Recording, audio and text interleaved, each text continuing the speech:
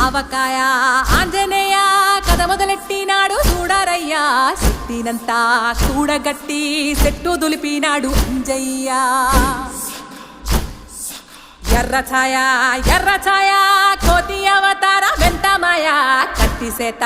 పట్టకుండా కాయ కోసినాడు కపిలయ్యా